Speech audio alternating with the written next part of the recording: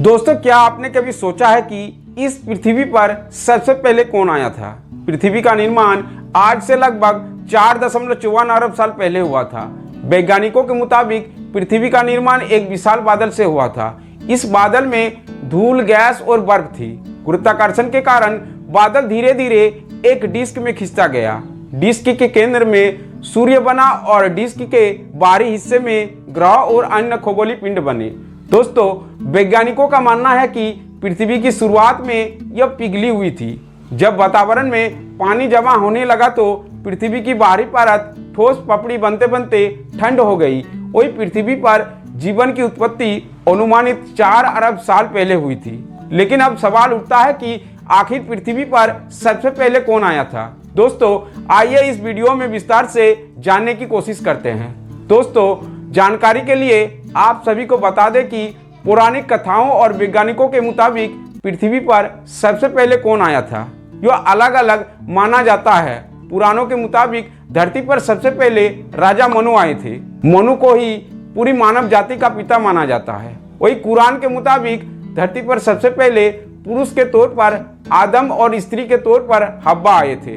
इसलिए मुसलमानों में मान्यता है कि आदम ही पहले इंसान थे। दोस्तों, वही वैज्ञानिकों का कहना है कि धरती पर इंसान पहले नहीं बल्कि बाद में आए थे। वैज्ञानिकों के मुताबिक पेंसपर्मिया परिकल्पना को अनदेखा नहीं किया जा सकता। इस परिकल्पना के मुताबिक धरती पर सबसे पहले अंतरिक्ष से जीवाणु आए थे। ये जीवाणु अंतरिक्ष से आने वाली धूल, मिट्टी और उल्का पिंड की मदद से धरती पर पहुंचे थे। वैज्ञानिकों के मुताबिक सबसे पहले ज्ञात मनुष्यों में से एक होमो हेबिलिस या आसान आदमी है। होमो हेबिलिस लगभग 2.4 मिलियन से 1.4 मिलियन वर्ष पहले पूर्वी और दक्षिण अफ्रीका में रहता था। वैज्ञानिकों के अनुसार पृथ्वी का आरंभ बहुत समय पहले हुआ था, जब सौर मंडल के बाहरी भाग में धुआं, गैस, धातुओं और ग्रहों के बारे में ठंडक और गर्मी के आभास शुरू हो गया था। इसके बाद धातुओं का जमाव और ग्रहों की गति के साथ बड़े ग्रह और उपग्रहों के रूप में धीरे धीरे धातु और पत्थर बड़े हुए। इस तरह से पृथ्वी भी अपने विकास के लिए धीरे धीरे आधुनिक रूप में बदल गई।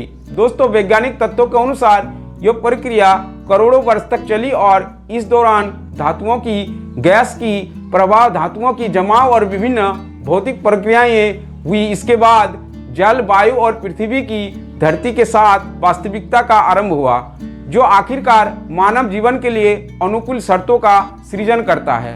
पृथ्वी की शुरुआत में यह चट्टानी, गर्म और वीरान ग्रह था। इसका वायुमंडल विरल था, जो हाइड्रोजन और हीलियम से बना था। आज से 460 करोड़ सालों के दौरान इस ग्रह पर जीवन का विकास हुआ। दोस्तों, पृथ्वी की संरचना परतदार है। वायुमंडल के बाहरी छोर से पृथ्वी की कोर तक जो पदार्थ है वे एक समान नहीं है। जय हिंद, वंदे मातरम। दोस्तों।